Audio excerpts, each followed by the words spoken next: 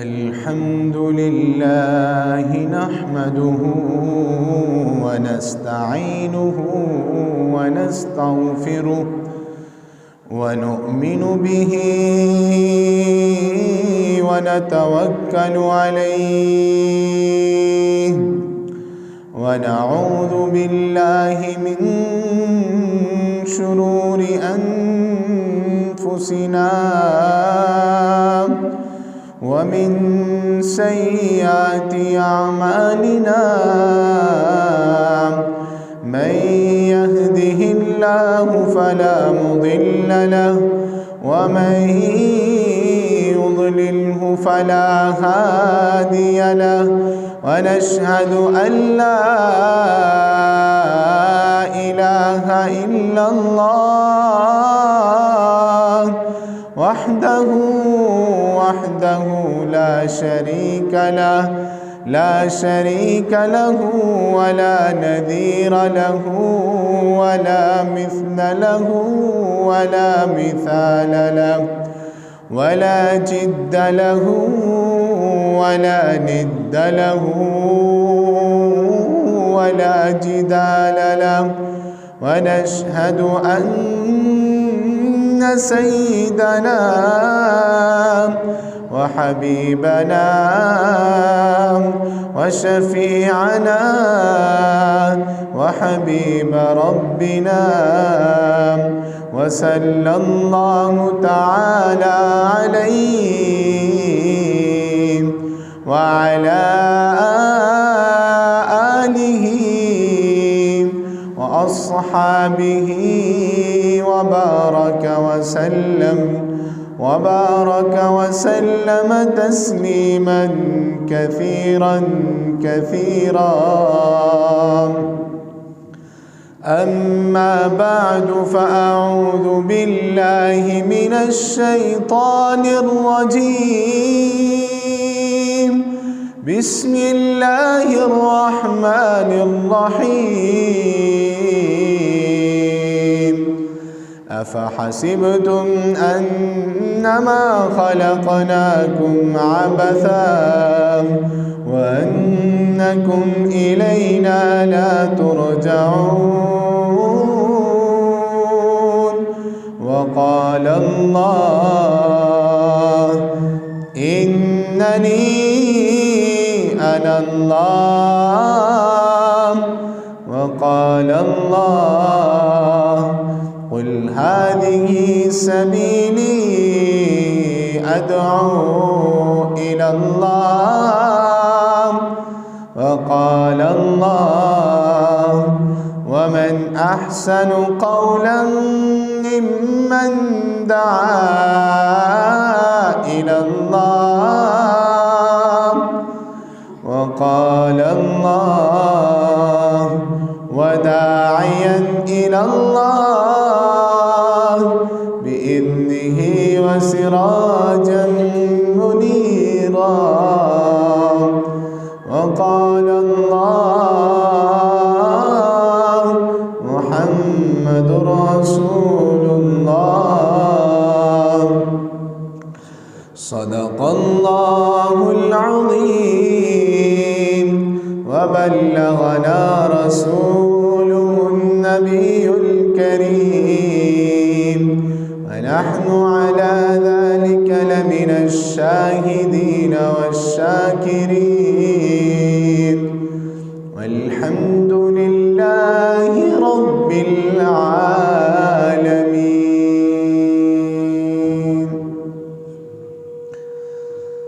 میرے واجب الاحترام دوستوں بزرگوں، میں انتہائی مشکور ہوں جناب قاری عباس صاحب دامت برکاتہم العالیہ کا، جن کے حکم پر آج جمعۃ المبارک کے خطبہ میں چند گزارشات کرنا چاہتا ہوں۔ اللہ تعالیٰ قاری صاحب کی زندگی میں صحت میں برکتیں عطا فرمائے، اللہ تعالیٰ ان کی برکتیں تا دیر ہمارے سروں پر قائم اور دائم رکھے۔ میرے دوستو، اللہ تعالیٰ کا بڑا فضل ہے، اللہ کا احسان ہے، اس کی کریمی کی کوئی حد نہیں ہے۔ اللہ نے ہم سب کو انسان بنایا ہے، پھر اللہ تعالیٰ نے ہمیں امتی بنایا ہے۔ یہ سب کچھ اللہ کے چاہنے سے ہے، اللہ کی عطا سے ہے، اللہ کی توفیق سے ہے۔ انسان کوئی بھی کام اپنی مرضی سے نہیں کر سکتا، بلکہ اللہ کی توفیق سے کرتا ہے۔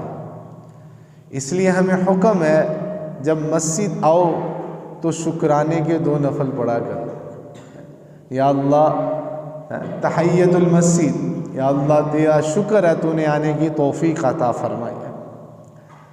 اسی طرح جب اذان ہو رہی ہو ہمیں حکم ہے حی علی الصلاۃ کے جواب میں لا حول ولا قوت الا باللہ پڑھا کر، کہ یا اللہ اس نماز کے لیے میں جاؤں گا تو تیری توفیق سے جاؤں گا، تیری مدد سے جاؤں گا، تیرے چاہنے سے جاؤں گا۔ یہ اللہ کی بڑی کرم نوازی ہے کہ اللہ تعالیٰ نے توفیق عطا فرمائی ہے الحمدللہ ہم سب کو مسجد میں آنے کی اور جمعہ پڑھنے کی۔ اللہ تعالیٰ کے ہم شکر گزار ہیں۔ فرمایا جو جتنا شکر کرتا ہے اتنا بڑھتا ہے، جتنا شکر کرتے چلے جائیں گے اتنا بڑھتے چلے جائیں گے۔ حضرت علی کرم اللہ وجہ الکریم ایک مثال سے سمجھاتے ہیں کہ شکر سے نعمتیں بڑھتی کیسے ہیں۔ فرماتے ہیں ایک کنویں میں ڈول ڈالیں، اس کے ساتھ رسی باندھ کر کنویں کے اندر ڈول پھینکیں تو اس رسی کے ساتھ پانی اوپر آتا ہے، ڈول اوپر آتا ہے۔ جس طرح رسی اور ڈول کے تعلق سے ہمیں پانی ملا ہے، اس طرح شکر اور نعمتوں کا تعلق ہے۔ جتنا شکر کریں گے اتنی نعمتیں بڑھتی چلی جائیں گی۔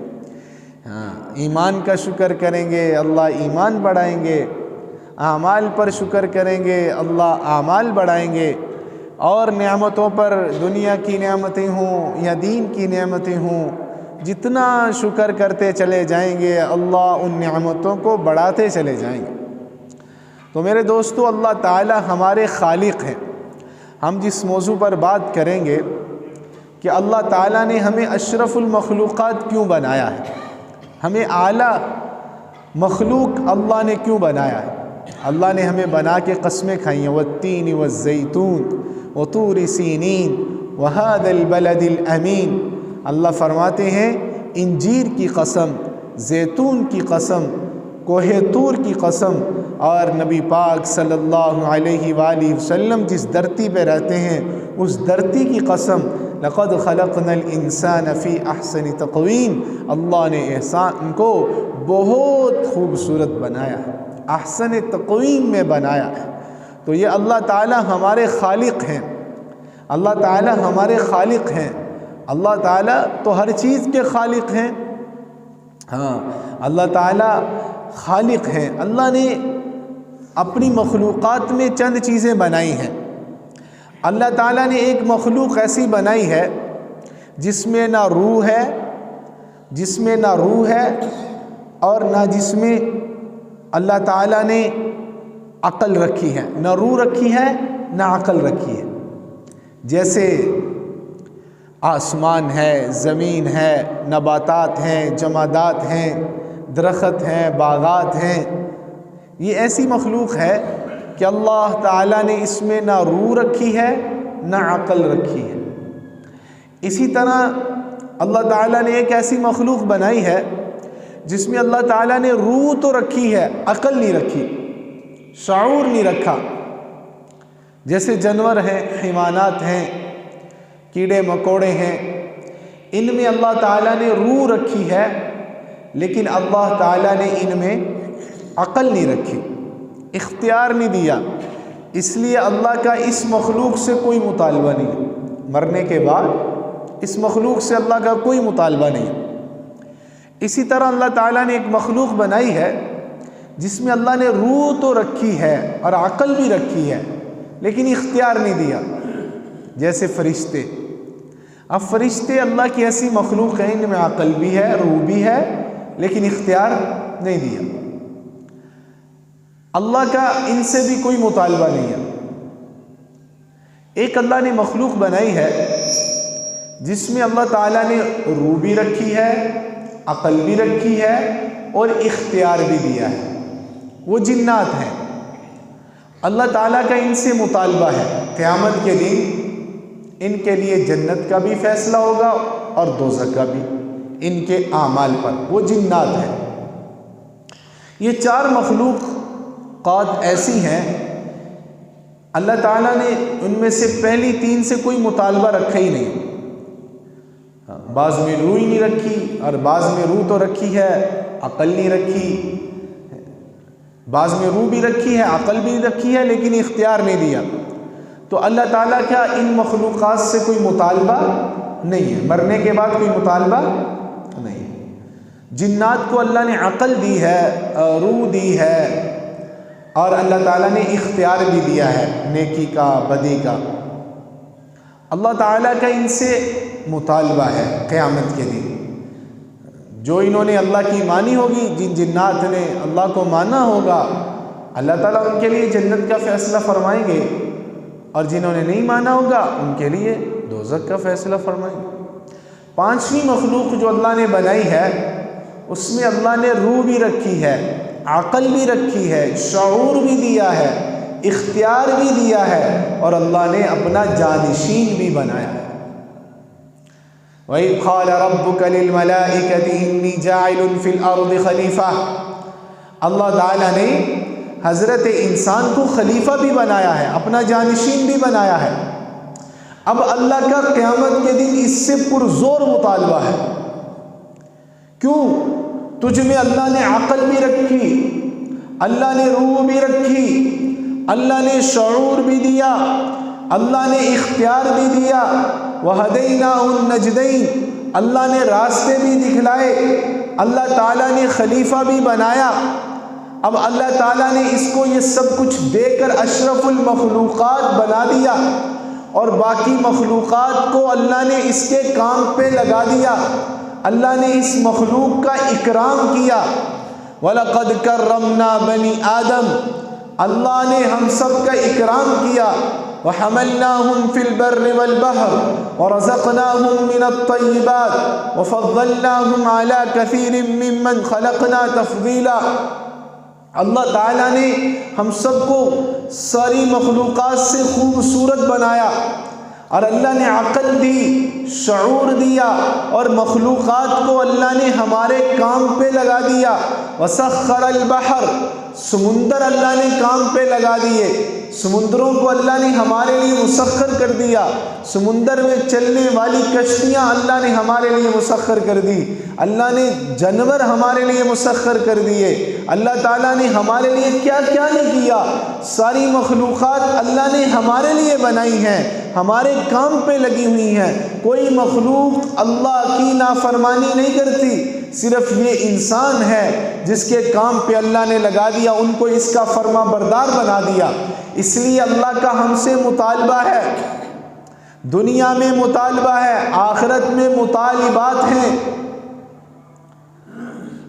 اللہ نے کیسا اکرام کیا، ہمارا اکرام کیسا کیا۔ دنیا میں کسی مخلوق کے لیے سڑکیں نہیں ہیں، ہمارے لیے راستے بنائے ہیں اللہ نے۔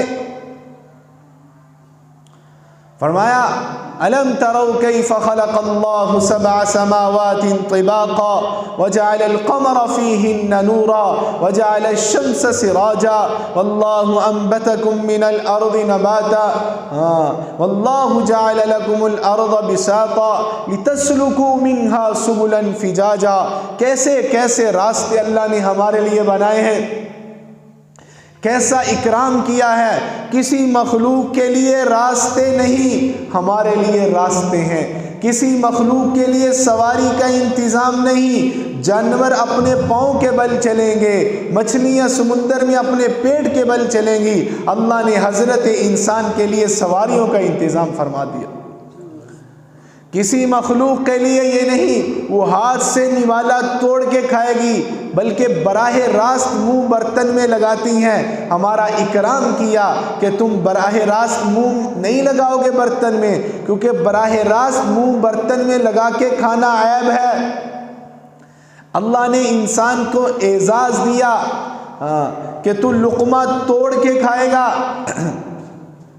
عزت سے کھائے گا، بلکہ اللہ نے پہرے بٹھا دیے، ہاتھ کا پہرا بٹھایا کہ ہاتھ چیک کرے گا کہ کھانا سخت تو نہیں ہے، پھر ناک کا پہرا لگایا کہ بدبو تو نہیں آ رہی، پھر منہ کا پہرا لگایا کہ یہ چیک کرے گا یہ کڑوا تو نہیں، یہ ترش تو نہیں، کھانے کے لائق ہے۔ یہ سارے اللہ تعالیٰ نے جتنے پہرے بنائے ہیں، یہ سارے پہرے پار کرتے کرتے لقمہ معدے میں چلا گیا، اگر پھر بھی لقمے میں خرابی تھی، معدہ قبول نہیں کرے گا، وہ لقمہ باہر پھینک دے گا۔ یہ اللہ نے ہمارا اکرام کیا ہے۔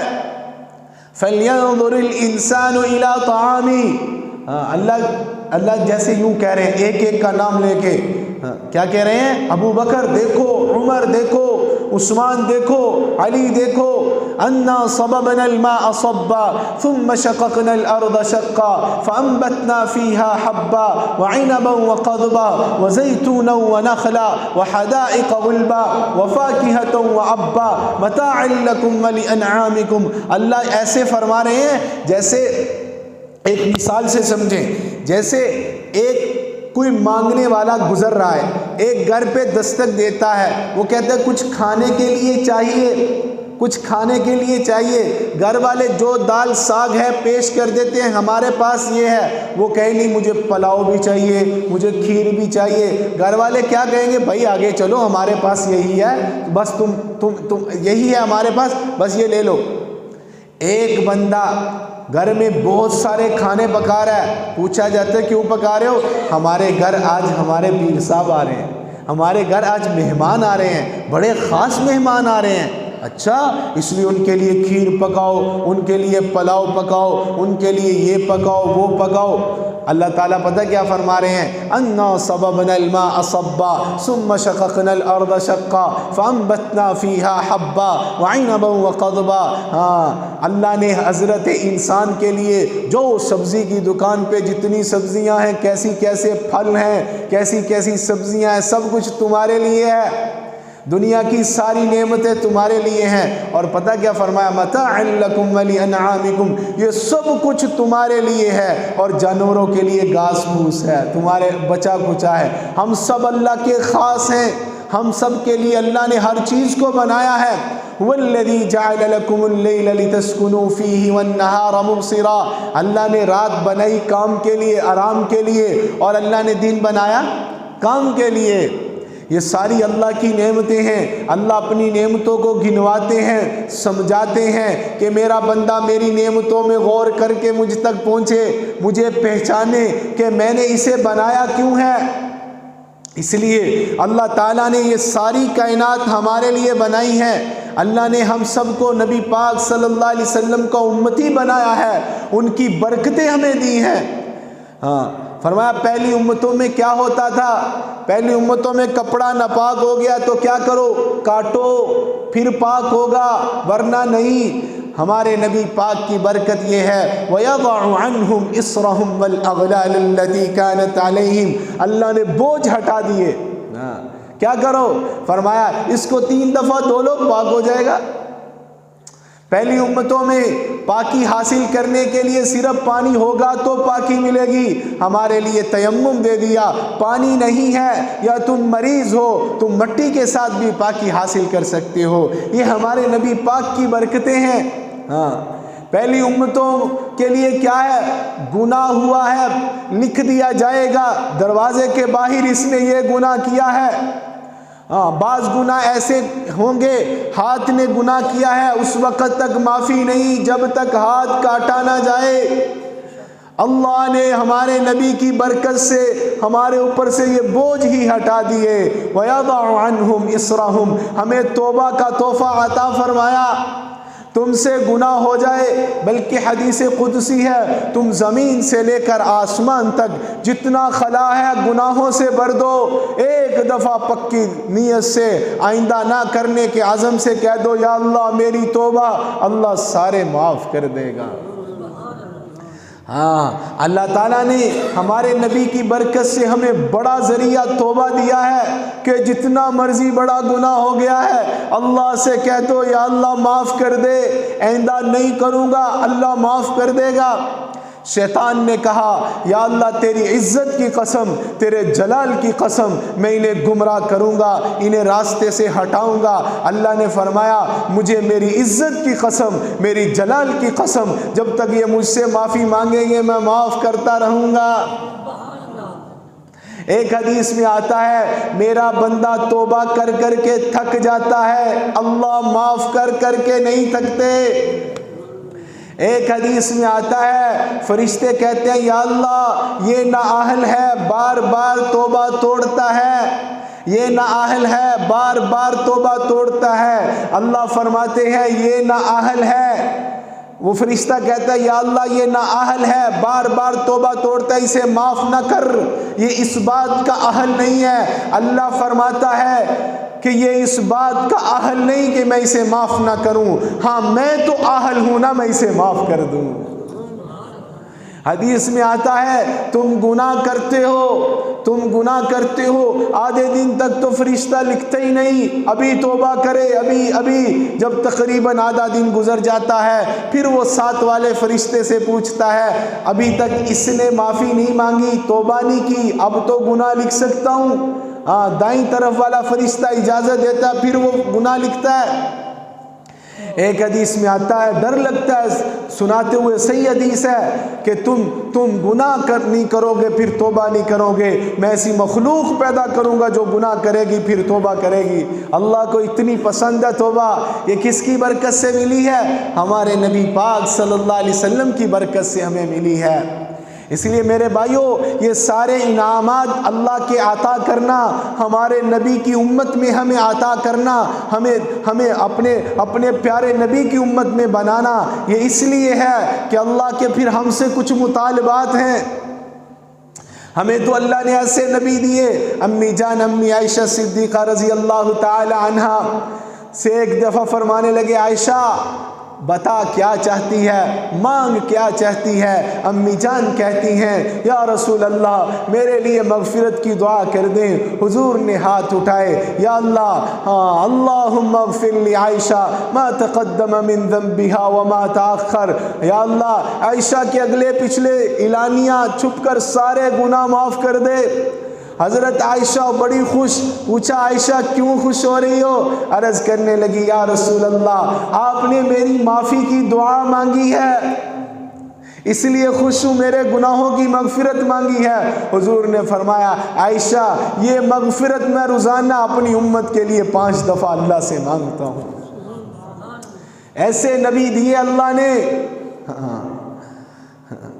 موت کا وقت آیا قریب، فرشتہ آیا یا رسول اللہ کا بلاوا آ گیا، اللہ کے نبی تیار ہیں؟ ہاں تیار ہوں، لیکن مجھے بتاؤ میرے بعد میری امت کا کیا بنے گا، مجھے بتاؤ۔ ہاں سیرت کی کتاب میں لکھا ہے، ہاں فرمایا بتاؤ میری امت کا میرے بعد کیا بنے گا؟ یا رسول اللہ فرما رہے ہیں آپ کے بعد آپ کی امت کو اکیلا نہیں چھوڑا جائے گا۔ جب فرشتہ روح نکالنے لگا، یہ بھی لکھا ہے کتابوں میں کہ جب فرشتہ روح نکالنے لگا یا رسول اللہ کے نبی کو تکلیف ہوئی، پوچھا یہ تکلیف میری امت کو ہوگی؟ جی یا رسول اللہ جیسے عمل ہوں گے ویسی تکلیف ہوگی۔ فرمایا میری امت کی ساری تکلیف مجھ پر ڈال دو۔ ایسے نبی دیے ہیں جو جاتے ہوئے ہمارے بار بوجھ ساتھ لے کے جا رہے ہیں۔ اتنے انعام اتنے اکرام اللہ نے کیے ہیں ہم پر۔ عرفات میں ہمارے نبی نے 5 گھنٹے مسلسل دعا مانگی ہے اللہ سے، یا اللہ میری امت کو معاف کر دے، معاف کر دے، معاف کر دے۔ شام کو پیغام آتا ہے یا نبی اللہ نے آپ کی امت کو معاف کر دیا لیکن آپ کی امت کے ظالم کو معاف نہیں کیا۔ رات مزدلفہ کی رات اللہ کے نبی پھر اللہ کے سامنے روتے ہیں، ساری رات روتے ہیں۔ صبح پیغام آتا ہے یا رسول اللہ نے آپ کی امت کے ظالموں کو بھی معاف کر دیا ہے۔ میرے بھائیوں اللہ نے ہمیں ایسے نبی دیے ہیں اور اللہ کے کریمی کی تو کوئی حد ہی نہیں، اور نبی بھی رحمت للعالمین دیے ہیں، اس لیے اشرف المخلوقات بنایا ہے۔ یہ ساری چیزیں سوچیں یہ کیوں ہیں، اس لیے پھر اللہ کے ہم سے مطالبات ہیں۔ مرنے کے بعد سب سے پہلا مطالبہ قبر میں کیا ہونے والا ہے؟ تمہارا رب کون ہے؟ تمہارا رب کون ہے؟ مولانا یوسف شاہ رحمۃ اللہ علیہ فرماتے ہیں قبر میں بندہ علم پر نہیں بولے گا، اس کے پاس علم تھا اس پر نہیں بولے گا، بلکہ اندر کے یقین پر بولے گا۔ جتنا اندر بیٹھا ہوگا میرا رب اللہ ہے، پھر اس کی زبان پر آئے گا ربی اللہ، صرف علم پر نہیں آئے گا۔ ہاں، اس لیے جس نے دنیا میں یقین بنایا میرا رب اللہ ہے، پالنے والا اللہ ہے، رزق دینے والا اللہ ہے، اس کائنات کو چلانے والے اللہ ہیں، اس کائنات کا نظام اللہ کے ہاتھ میں ہے، اس کائنات کا ذرہ ذرہ اللہ کے امر میں جکڑا ہوا ہے۔ نفع دینے والی چیز نفع دینے میں اللہ کی پابند، نقصان دینے والی چیز نقصان دینے میں اللہ کے حکم کی پابند ہے۔ ہاں، ہم سب چیک کریں، ہمارے بال سفید ہو گئے، مشکل حال میں ہماری نظر کس طرف جاتی ہے؟ فرمایا مشکل میں جس طرف تیرا دھیان جائے، جس طرف تیرے قدم اٹھے وہی تیرا الہ ہے۔ ہم سب چیک کریں، ہماری طبیعت عملوں میں چلتی ہے۔ فرمایا اللہ پر یقین کرنے والے تمہیں اعمال میں نظر آئیں گے، اللہ پر یقین کرنے والے اعمال میں نظر آئیں گے، جن کا اللہ پر یقین نہیں وہ شکلوں میں نظر آئیں گے، وہ دنیا کے نقشوں میں نظر آئیں گے، وہ دنیا کے والوں کے پیچھے ذلیل ہوتے نظر آئیں گے۔ جن کا اللہ پہ یقین ہے وہ ہر حالت میں ہر ضرورت میں رجوع اللہ کی طرف کرتے ہوئے نظر آئیں گے۔ اس لیے یہ پیمانہ دے کے جا رہا ہوں آپ کو یقین پرکھنے کا کہ ہمارے ذہن میں ہمارے دل میں کتنا اترا ہوا ہے ہمارا رب اللہ ہے۔ بس حال آنے پر، مشکل آنے پر، گھر کے معاملات میں، کام کاج میں دیکھو طبیعت کس طرف چلتی ہے۔ اگر اللہ کی طرف چلتی ہے، اللہ کے حکموں کی طرف چلتی ہے تو تمہیں مبارک ہے، تمہارا یقین بڑھ رہا ہے، تمہارے دل میں اللہ آ رہا ہے، تمہارے دل میں یہ یقین پیدا ہو رہا ہے کہ پالنے والے اللہ ہیں۔ اگر کام کاج میں، ضروریات میں، معاملات میں اگر طبیعت اللہ کی طرف نہیں چلتی، حکموں کی طرف نہیں چلتی تو سمجھ لو یقین کم ہو رہا ہے۔ چاہے بال سفید ہو گئے، 50 سال ہو گئے نماز پڑھتے ہوئے، ابھی تک دل میں نہیں بیٹھا کہ میرا پالنے والا اللہ ہے۔ معلومات کا نام ایمان نہیں ہے۔ ہاں، معلومات کافروں کے پاس زیادہ ہیں، ایمان دل کے اندر کی مایا کا نام ہے۔ ہمارے دل میں اترے کہ اس کائنات کی ڈور کس کے ہاتھ میں ہے؟ اللہ کے ہاتھ میں ہے۔ جتنے ایمان والے بولیں گے اتنا ایمان بڑھے گا۔ دوسرا سوال ہوگا تیرا نبی، تیرا نبی کون ہے؟ جس نے اپنی زندگی نبی جیسی بنائی، یہی بتا سکے گا میں محمد الرسول اللہ کا امتی ہوں۔ ہمارے نبی کی برکت ہے، ہمارے نبی کی دعائیں ہیں۔ اللہ اس امت کی شکلیں نہیں بگاڑے گا، لیکن یہ امت خود شکلیں بگاڑے گی تو کیا منہ دکھائے گی محمد الرسول اللہ کو؟ بتاؤ۔ ہاں، اس لیے سب نیت کرو آج کے بعد انشاءاللہ شکل نہیں بگاڑیں گے۔ نیت کرتے ہو؟ ایک مشت پورا حضور کا چہرہ ہے، یہ مولوی کی شکل نہیں ہے، یاد رکھیے۔ یہ کس کی شکل ہے؟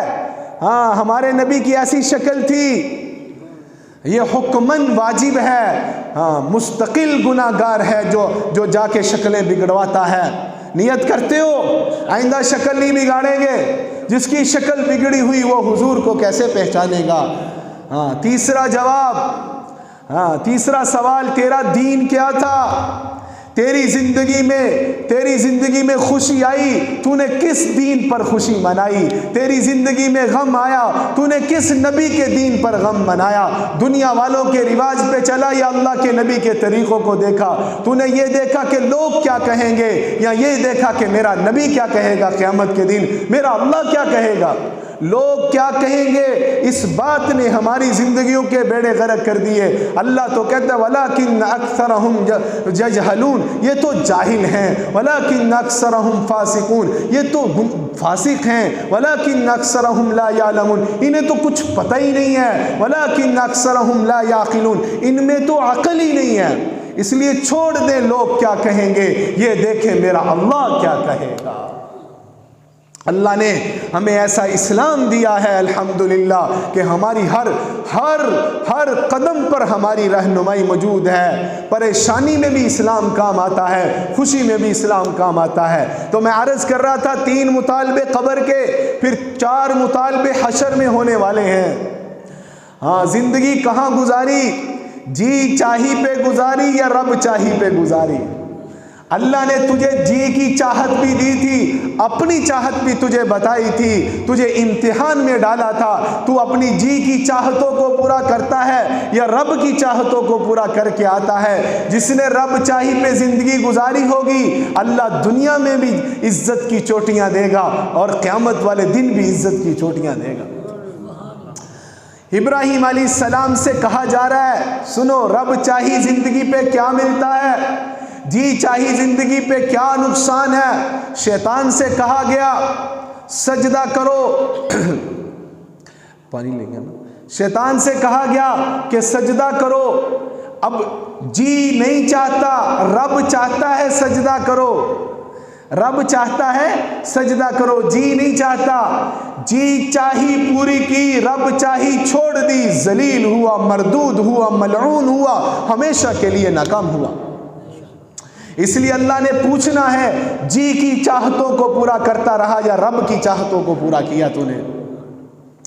ابراہیم علیہ السلام کہا جا رہا ہے جاؤ، بڑھاپے میں اولاد ملی ہے، اسماعیل جیسا خوبصورت بچہ، بیوی ہے، جو اسے کالے پہاڑوں میں چھوڑ کے آؤ، جی نہیں چاہتا، چھوٹا بچہ ہے، معصوم ہے، کیسے اپنی نظروں سے دور کروں، چھوڑ کے آئے، جی کی چاہت پوری نہیں کی، رب کی چاہت پوری کی، کچھ دیر گزر گئی، جاؤ جا کے اپنے بچے کی زیارت کراؤ، اپنی بیوی سے ملاؤ۔ ہاں پابندی یہ ہے کہ آپ سواری سے نہیں اتر سکتے، ہاں سواری پہ بیٹھے بیٹھے مل کے آنا ہے، سواری سے اترنے کی اجازت نہیں۔ ابراہیم علیہ السلام مہینے کا سفر کرتے ہیں، جی چاہتا ہے بیوی ہے، کچھ بیٹھ کے باتیں کریں، کچھ اپنی سنائیں، کچھ بیوی کی سنیں، جی چاہتا ہے چھوٹا معصوم بچہ ہے، گلے سے لگاؤں، کچھ بوسے دوں، لیکن رب نہیں چاہتا، جی چاہی پوری نہیں کی۔ ہاں اماں ہاجر کہتی ہیں آئیے ابراہیم کچھ ہماری سنیے، کچھ اپنی سنائیے، تشریف لائیے، جی چاہتا ہے لیکن رب نہیں چاہتا، جی چاہی چھوڑ دی، جی چاہی چھوڑ دی، رب چاہی پوری کی۔ مہینے کا سفر کر کے گئے ہیں، اونٹنی سے نیچے نہیں اترے، سواری سے نیچے نہیں اترے، واپس چلے گئے، پھر کچھ دیر گزرتی ہے، پھر حکم ہوتا ہے ابراہیم جاؤ مل کے آؤ، ہم سواری سے نیچے اتر جانا اور اپنے بیٹے سے ملنا۔ ایک اور بڑا حکم ڈال دیا، ابراہیم اس بچے کو ذبح کر کے آنا۔ بتاؤ بوڑھے بیٹھے ہو، جوان اولاد ہو گئی ہے، بچے کو ایک تھپڑ پڑے برداشت ہوتا ہے؟ ابراہیم علیہ السلام چلتے ہیں، جی نہیں چاہتا چھری پھیر دوں، رب چاہتا ہے، جی کی چاہت پوری نہیں کریں گے، رب کی چاہت پوری کریں گے۔ بچے کو کپڑے پہنائے، چلو اسماعیل کو لے گئے، یا ابت افعل ما تؤمر، اے ابا جان جو حکم ہے کر گزریے، مجھے الٹا لٹا دیجئے، سیدھا مت لٹائیے، کہیں آپ سیدھا لٹائیں، آپ چھری چلائیں اور آپ میرے چہرے کو دیکھیں، چھری پھسل جائے اور حکم ٹوٹ جائے، ابا جان الٹا لٹا دیجئے، حکم نہیں ٹوٹنا چاہیے۔ جی چاہی پوری نہیں کی، رب چاہی پوری کر دی۔ اب اللہ نے کیا انعام دیے ہیں، سنو ذرا دل کے کانوں سے سنو، اللہ نے کیا انعام دیے ہیں۔ مفسرین نے لکھا ہے رب چاہی ابراہیم پوری کرتے رہے، اللہ کے امتحانات میں پاس ہوتے رہے، اللہ تعالیٰ نے اب انہیں کیا دیا ہے، سنیے سنیے۔ مفسرین فرماتے ہیں 4000 انبیاء ابراہیم علیہ السلام کی نسل میں سے آئے ہیں۔ کسی کا بیٹا حافظ ہو جائے نا، وہ خوشی سے مٹھائیاں بانٹتا ہے۔ 4000 انبیاء ابراہیم علیہ السلام کی نسل سے آئے ہیں۔ اللہ نے دوسرا انعام کیا دیا، ابراہیم علیہ السلام سے بیت اللہ تعمیر کروایا۔ قیامت تک جتنے طواف ہوں گے سب کا ثواب کس کو ملے گا؟ ابراہیم علیہ السلام کو۔ بچے کو ذبح کروایا، قربانی کی سنت جاری کروائی، قیامت تک جتنی قربانیاں ہوں گی سب کا ثواب ابراہیم علیہ السلام کو۔ صفا مروہ کی سعی کروائی، جتنی صفا مروہ ہوگی قیامت تک ثواب ابراہیم علیہ السلام کو۔ قیامت کے دن سب سے پہلے جو لباس پہنایا جائے گا وہ ابراہیم علیہ السلام کو پہنایا جائے گا۔ ہاں، اس لیے اللہ کے لیے نیت کرو، رب چاہی پوری کریں گے، جی کی چاہت نہیں دیکھیں گے، جگ چاہی نہیں دیکھیں گے کہ دنیا والے کیا کر رہے، دنیا والے کیا کہتے، دنیا والے کیا۔ دنیا کے تعلق کام نہیں آئیں گے، اللہ سے تعلق بناؤ، موت میں بھی کام آئے گا، قبر میں بھی کام آئے گا، حشر میں بھی کام آئے گا۔ تو پہلا سوال ہوگا کہاں زندگی گزاری، دوسرا سوال ہوگا کہاں جوانی گزاری، تیسرا سوال ہوگا کہاں سے کمایا، کہاں لگایا۔ یہ سوال ہونے والے ہیں۔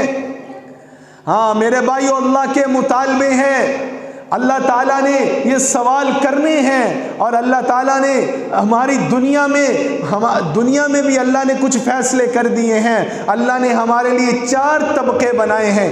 انسانوں کے کتنے طبقے ہیں؟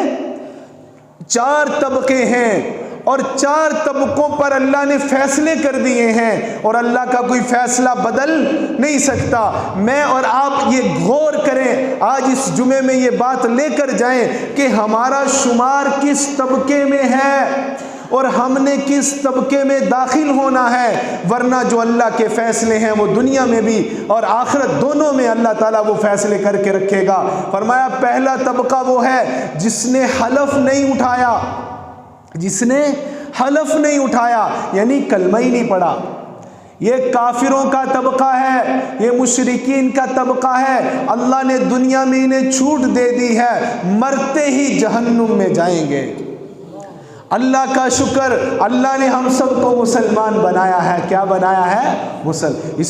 اس پر تو سجدے میں ہی رہنا چاہیے، اتنی بڑی نعمت ہے۔ ایک بزرگ گھر سے باہر نکلے، سامنے ایک ہندو کی حویلی تھی، وہ پیشاب پی رہا ہے جانور کا، وہ سجدے میں گر گئے۔ اللہ اکبر، یا اللہ آج میں مسلمان نہ ہوتا میں بھی یہی کر رہا ہوں۔ اس لیے اللہ کا شکر ادا کریں، یا اللہ تو نے کلمہ نصیب کیا ہے۔ تو پہلا طبقہ انسانوں کا وہ ہے جس نے کیا کیا ہے؟ کلمہ ہی نہیں پڑھا، یہ مرتے ہی جہنم میں جائیں گے۔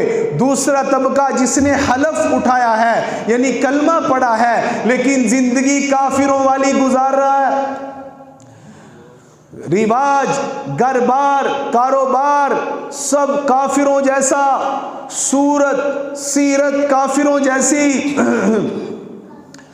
سوچ کافروں جیسی، شادیاں کافروں جیسی، فوتگیاں کافروں جیسی، سب کام کافروں جیسے۔ اللہ فرماتا ہے اس نے حلف تو اٹھایا ہے لیکن اس کی زندگی کافروں جیسی ہے، اس پر میرا فیصلہ کیا ہے؟ سنیے، دل کے کانوں سے سنیے اور اپنی زندگی بدلنے کی نیت کیجیے۔ اللہ فرماتا ہے بعثنا علیکم عبادا لنا اولی بأس شدید فجاسوا خلال الدیار، ایسوں پر کافروں کو مسلط کر کے رکھوں گا۔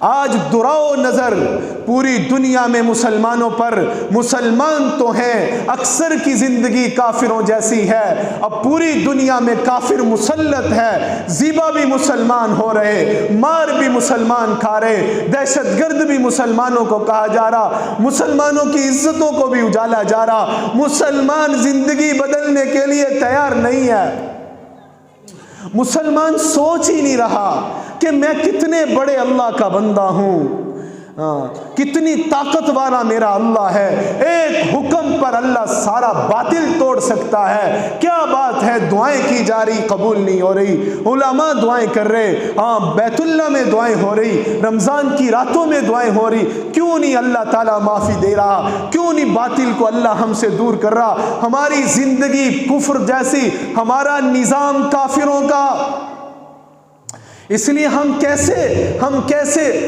ہماری کیسے مدد ہوگی؟ اس لیے آج سارے نیت کرو انشاءاللہ نظام کے خلاف بھی اٹھیں گے جو اللہ کے ساتھ جنگ والا نظام ہے، اور اپنی زندگی کو بھی مسلمانوں جیسا بنائیں گے انشاءاللہ۔ نیت کرتے ہو؟ کافروں جیسی زندگی نہیں گزاریں گے، سوچ حضور جیسی، طریقے حضور کے، گھر میں شادیاں حضور کے طریقے پر، حضور کے طریقوں میں برکت، حضور کے طریقوں میں برکت۔ اماں حلیمہ حضور کو گھر لے گئی، اماں حلیمہ کے گاس میں برکت، اماں حلیمہ کے دودھ میں برکت، گھر میں برکت۔ عورتیں کہنے لگی کیا بات ہے حلیمہ، تیرے گھر میں تو اتنا دودھ بھی نہیں تھا، تیرے گھر میں تو کچھ بھی نہیں تھا، تیری تو سواری ٹھیک سے نہیں چلتی تھی، کیا کرتی ہے؟ ہر چیز میں برکتیں ہیں۔ کہتی ہے برکتوں والا آیا ہے۔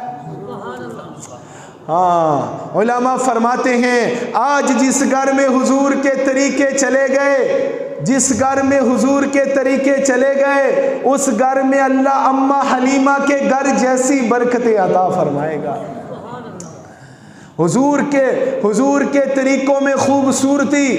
ایک لڑکے نے نا عمامہ پہن لیا، کسی نے کہا اور تو نے پگڑی باندھ لی، عمامہ پہن لی، تجھے لڑکی کون دے گا؟ کہتا ہے حضور نے پہنی تھی 9 ملی تھی، مجھے ایک بھی نہیں ملے گی۔ حضور کو 9 ملی تھی، مجھے ایک بھی نہیں ملے گی۔ حضور کے طریقوں میں حفاظت، جان کی حفاظت۔ ایک بندہ نا کھانا کھانے بیٹھا ہوٹل پہ، کھانا کھاتے ہی موت واقع ہو گئی۔ گھر والے آ گئے کہ کھانے میں زہر تھا، انہوں نے کہا چیک کرو، چیک کیا کھانے میں زہر نہیں تھا۔ وہ بندہ ڈرائیور تھا، وہ ٹائر چیک کر کے بغیر ہاتھ دھوئے کھانے پہ بیٹھ گیا، ٹائر پر سانپ کا زہر لگا ہوا تھا، کھاتے ہی مر گیا۔ اس لیے ہمارے گھر کی حفاظت، ہمارے مال کی حفاظت، ہمارے بچوں کی حفاظت، ہماری زندگی کی حفاظت کس کے طریقوں میں ہے؟ حضور کے طریقوں میں ہے۔ ایک دعا اللہم انی اعوذ بک من الخبث والخبائث، 50 جسمانی بیماریوں کا علاج اس میں ہے، 90 روحانی بیماریوں کا اس میں ہے۔ کبھی تم یہ نہیں کہو گے میرے گھر میں جنات ہیں، بھوت ہیں، وسوسے آتے ہیں۔ صرف اس دعا کا اہتمام کرنے پر اللہ اتنے انعام دے گا۔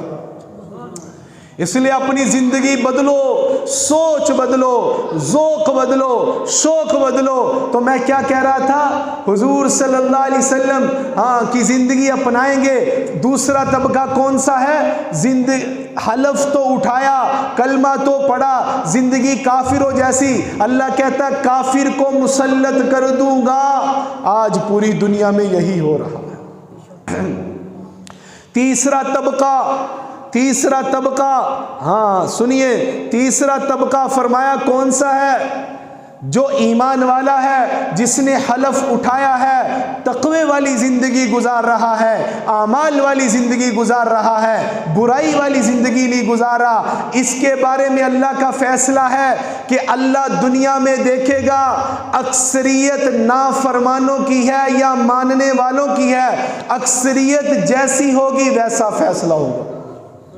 سنیے کہ اللہ دیکھے گا، اللہ کیا دیکھے گا کہ ماننے والے زیادہ ہیں یا نہ ماننے والے زیادہ ہیں، نافرمان زیادہ ہیں یا فرما بردار زیادہ ہیں۔ جو زیادہ ہوں گے اللہ ویسا فیصلہ کر دے گا۔ امی جان عائشہ صدیقہ رضی اللہ تعالیٰ عنہ نے پوچھا یا رسول اللہ، ایک بستی میں عذاب آئے، اس میں کچھ نیک ہوں، کیا نیکوں پر بھی عذاب آئے گا؟ فرمایا ہاں، جب عذاب آئے گا نیکوں کو بھی اپنی لپیٹ میں لے لے گا۔ آج نافرمان زیادہ ہیں، فرما بردار کم ہیں، اس لیے صرف اپنی نماز پہ نہ رہیں، اپنے روزے پہ، اپنی تلاوت پہ مطمئن نہ ہوں، اوروں کو نمازی بنائیں، اوروں کی فکر کریں، مسجدوں کو نمازیوں سے بھریں، ورنہ اللہ کا عذاب آیا ہم سب اس کی لپیٹ میں آ جائیں گے۔ اور آیا ہوا ہے نیک کے لیے بھی مہنگائی ہے، برے کے لیے بھی اتنی ہی مہنگائی ہے۔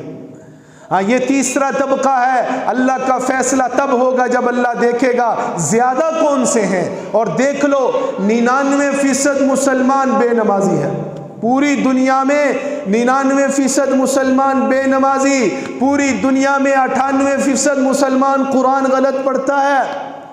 مسلمان کی اکثریت کا کاروبار حرام پر ہے، سود پر ہے۔ جب سب پکڑے جائیں گے، جو اپنی نماز روزہ کرنے والے ہیں یہ بھی پکڑے جائیں گے۔ چوتھا طبقہ وہ ہے، فرمایا اپنی نماز روزہ پورا، اپنا دین پورا مکمل دین دار ہے، لیکن ساتھ ساتھ دین کا مددگار بھی ہے۔ دین کا مددگار کیسے ہے؟ ہاں کوشش کرتا ہے اپنی جان مال صلاحیت لگا کے اوروں کو دین پہ لائے، ایک ایک کے پیچھے ایک ایک کو سمجھانا، منت کرنا، ترلا کرنا، اللہ کے لیے مان لے، قیامت کے دن بڑی سختی ہے۔ اللہ کہتا ہے جو یہ کر رہا ہے یعنی ایمان اعمال بھی ہے اور ان دونوں کی محنت بھی ہے، اسے دنیا میں بھی عزت کی چوٹیوں پہ پہنچاؤں گا اور آخرت میں بھی عزت کی چوٹیوں میں پہنچاؤں گا۔ ساری اللہ کی نصرتیں، مدد ان کے لیے، ان تنصر اللہ ینصرکم، تم دین کے مددگار بن جاؤ اللہ تمہارا مددگار بن جائے گا۔ پھر دنیا میں جو چیزیں تباہی کا ذریعہ ہیں تمہارے بچاؤ کا ذریعہ بنے گی۔ ابراہیم علیہ السلام دین کے مددگار تھے، آگ تباہی کا ذریعہ ہے، وہی ابراہیم علیہ السلام کو بچا رہی ہے۔ موسیٰ علیہ السلام دین کے مددگار بنے، پانی میں ڈوبنا تباہی کا ذریعہ ہے، اسی پانی میں موسیٰ علیہ السلام بچ رہے ہیں۔ اس لیے کیوں دین کے مددگار تھے، خیر خواہ بن کے زندگی گزارو، اوروں کی زندگی میں انقلاب پیدا کرنے کا ذریعہ بنو۔ اللہ سب سے پہلے اپنی زندگی کا انقلاب دے گا، پھر اوروں کی زندگی کا انقلاب۔ دو باتیں سنا کے بات ختم کرتا ہوں۔ باطل کی 2 محنتیں ہیں۔ باطل کی کتنی محنتیں ہیں؟ 2 محنتیں ہیں۔ سنیے، 3ری صدی کے آخر میں عیسائی جمع ہوئے، غیر مسلم جمع ہوئے کہ کیا بات ہے، مسلمان ہر میدان میں فاتح ہے، ان کے پاس کچھ نہیں ہوتا، یہ ہمیں شکست سے شکست دیتے جا رہے ہیں، ہم ان کے آگے کچھ بھی نہیں ہیں۔ پوری جتنی جنگیں لڑی گئی ہیں نا، جتنی جنگیں صحابہ اور اللہ کے نبی کے دور میں لگی گئی، ساری کا مجموعہ پتہ کتنا بنتا ہے؟ 70-80 ہزار لوگ، 70-80 ہزار لوگ۔ اور وہ باطل والوں کی ساری جنگوں کو جمع کیا جائے جو اس دور میں لڑی گئی ہیں، 70-80 لاکھ لوگ بنتے ہیں، اور 70-80 ہزار نے 70-80 لاکھ کو ناکو چنے چبوائے ہیں۔ آج تھوڑا سا یہودی ہے، مسلمان دنیا میں پھیلا ہوا ہے، لیکن آج ہمیں ناکو چنے چبوا رہا۔ انہوں نے کہا کیا بات ہے، اکٹھا کیا، سب نے اپنی اپنی رائے دی۔ ایک بڑا پوپ پادری بیٹھا ہوا تھا، انہوں نے کہا سب غلط ہے، میں بتاتا ہوں۔ ان کا نبی ان کے اندر ایک بات داخل کر کے گیا ہے، یہ اپنے دین کے داعی ہیں۔ یہ کیا ہیں؟ داعی ہیں، یہ داعی اللہ ہیں، یہ دیندار بھی ہیں، دین کے مددگار بھی ہیں، دین کی طرف لوگوں کو بلاتے ہیں۔ اور اللہ قرآن میں فرماتا ہے اننی معکما، داعی کے ساتھ اللہ ہے۔ اور جب اللہ یہ میدان میں اترتے ہیں، اللہ خود میدان میں اترتا ہے، پھر تم کیا کر سکتے ہو؟ تم لاکھوں ہو یا کروڑوں ہو، یہ تمہیں تباہ کر کے چھوڑیں گے۔ ہاں، جو دیندار ہونے کے ساتھ دین کے مددگار ہیں، ان کے ساتھ کون ہے؟ اللہ خود ہے۔ ہاں، اللہ خود ہے، اور جس کے ساتھ اللہ خود ہے، فرعون جیسی طاقت بھی اس کا کچھ بگاڑ نہیں سکتی، دنیا کی کوئی طاقت اس کا بگاڑ نہیں سکتی۔ ایک باطل نے، اچھا پھر اس نے کہا علاج کیا ہے؟ انہوں نے کہا اس میں عورتیں عام کر دو، مال کو عام کر دو۔ پھر مسلمان میں عورتوں کو عام کیا، انہوں نے مال کو عام کیا۔ مسلمان ان رنگینیوں میں پھنسا، اپنا دین بھی چھوڑ گیا، اپنے دین کی دعوت بھی چھوڑ گیا۔ پھر مسلمان لاکھوں میں ہوا، وہ ہزاروں میں آیا، اور اس نے مسلمان کو تہس نہس کر کے چھوڑ دیا۔ اس لیے مسلمان جب تک اپنے دین کا داعی نہیں بنے گا، مسلمان اوروں کو دین پر بلانے والا نہیں بنے گا، یہ ہمیشہ باطل کا مدعو رہے گا۔ صحابہ دین کے داعی تھے، باطل پوری سلطنت دے کے بھی انہیں مدعو نہیں کر سکا، پوری سلطنت دے کے بھی۔ عبداللہ بن حذافہ کو کہا جا رہا ہے سلطنت لے لے، میری بیٹی لے لے نکاح میں، اپنا دین چھوڑ دے۔ بندے اس کے سامنے جلا دیے، تجھے بھی جلا دوں گا۔ عبداللہ نے کہا تو کچھ بھی کر لے، 1 جان کیا 100 جانیں دے دوں گا، اللہ کے نبی کا دین نہیں چھوڑوں گا۔ 10 روپے پر دین چھوڑ رہے ہم، عورت نظر آ رہے، دین گیا، یہ دین ہے اور یہ دین نہیں ہے۔ صحابہ کو کلمے نے دین میں دنیا میں بھی کام طاقت دکھائی، قبر میں بھی دکھائے گا۔ ہمارا دنیا میں نہیں دکھا رہا، قبر میں کیا دکھائے گا؟ اپنے دین کے داعی بنو، باطل کے کبھی مدعو نہیں بنو گے۔ دوسرا اس کافر نے کیا کیا؟ دوسرا اس نے ہمیں توڑا ہے، مسجدوں سے توڑا، اپنے علماء سے توڑا۔ ہم جب ٹوٹے پھر فرقوں میں بٹے، اور پھر اللہ معاف فرمائے اس نے اپنے ایجنٹ کھڑے کیے جنہوں نے دین میں رد و بدل کیا، اور ایسا مسلمان بے دین کی شکل کو بگاڑا کہ مسلمان کافر کو دیکھ کے پتہ ہی نہیں چلتا یہ مسلمان کون ہے کافر کون ہے۔ اس لیے اللہ کا واسطہ ہے اپنے علماء سے جڑو، قرآن فطرت ہے۔ حضور نے فرمایا تھا جو اس قرآن سے جڑا رہے گا کبھی گمراہ نہیں ہوگا، جو قرآن کہتا ہے اس پر عمل کرو، اپنے علماء حق کے ساتھ جڑو، یہ تمہیں قرآن سمجھائیں گے انشاءاللہ، پھر اس پر اللہ تعالیٰ دنیا میں بھی حق پہ چلائے گا، آخرت تو ہے ہی تمہارے لیے۔ تو سارے نیت کرتے ہو انشاءاللہ چوتھا طبقہ بنو گے؟ سورۃ عصر اللہ نے قرآن میں فرمائی ہے، پورے قرآن حضرت امام شافعی فرماتے ہیں پورا قرآن نہ اترتا، صرف سورۃ عصر اتر جاتی، یہ مقصد سمجھانے کے لیے کافی تھی زندگی کا۔ والعصر ان الانسان لفی خسر، اللہ 3 چیزیں بتا رہے ہیں، سارے انسان خسارے میں ہیں۔ 3 قسم کے لوگ، یہ جس میں 3 قسم کی صفات ہیں وہ خسارے میں نہیں، ایمان والا، ایمان کے ساتھ ساتھ اعمال والا، اور ان دونوں کی محنت کرنے والا، یہ خسارے میں نہیں۔ تو سارے نیت کرتے ہو؟ اللہ تعالیٰ مجھے آپ کو سمجھنے کی عمل کی توفیق عطا فرمائے۔ اللہ قاری عباس صاحب کی زندگی میں نسلوں میں برکت عطا فرمائے۔ بہت بڑا مجھے 3 دن میں نے گزارے، میں بہت متاثر ہوا ہوں، تو اللہ تعالیٰ نے بہت انہیں نوازا ہے، ان سے ضرور فائدہ اٹھائیں۔ وما علینا الا البلاغ المبین۔